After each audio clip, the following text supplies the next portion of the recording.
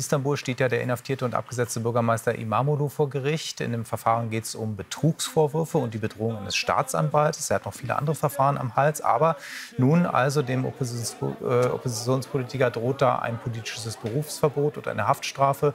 İmamoğlu gilt ja als einziger, ernstzunehmender Rivale von Erdogan, dem Staatschef. Und ja, trotz der Verhaftung hat seine Partei, die CHP, ihn als Präsidentschaftskandidaten aufgestellt. Inzwischen erhebt die Staatsanwaltschaft auch Terrorismusvorwürfe.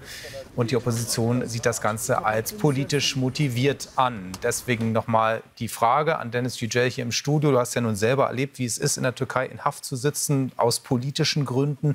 Also ist das ein eindeutig politischer Prozess? Das ist sowas von eindeutig politisch. Also gegen İmamoğlu laufen jetzt zusammen mit den zuletzt eröffneten Verfahren, die auch zur Verhaftung geführt haben, das ist insgesamt 9 Ermittlungsverfahren, die jetzt laufen. Ja. Eine davon wird jetzt heute eröffnet.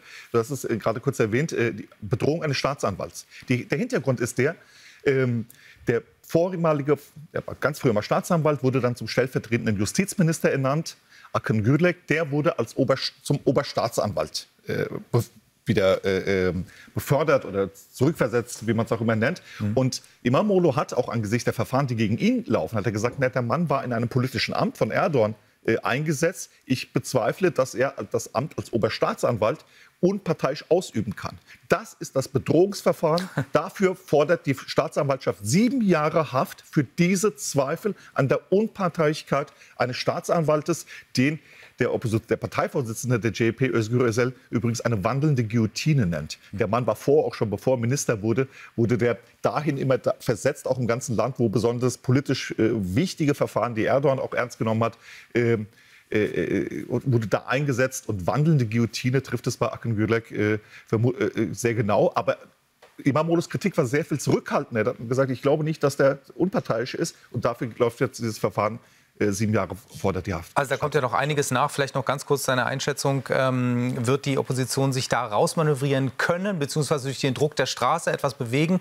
Oder ist die Sache gelaufen? Die Sache ist überhaupt nicht gelaufen. Ich glaube, die Opposition hat jetzt ihre Proteste auch aus guten Gründen runtergeschaltet. Also man darf die Leute ja auch nicht verheizen, wenn es jetzt kein konkretes Ziel mehr vor Augen gibt, wie İmamoğlu's Verhaftung aufhalten. Das hat nicht geklappt. Zwangsverwaltung für Istanbul verhindern. Das hat geklappt. Und jetzt haben sie eine Unterschriftensammlung gestartet für vorzeitige Neuwahlen. Es gibt diese Boykottkampagne gegen Unternehmen, gegen Fernsehsender, nach Medien, die über die Proteste nicht berichtet haben oder kaum berichtet haben. Und ich glaube, das ist sinnvoll, da Gang runterzuschalten, aber auch nicht zur Normalität zurückzukehren. Und diese Sache ist noch nicht gegessen. Aber ich glaube, aus dieser Eskalation wird es kein Zurück mehr geben. Und wie immer diese Nummer ausgeht, wird die Türkei danach ein anderes Land sein.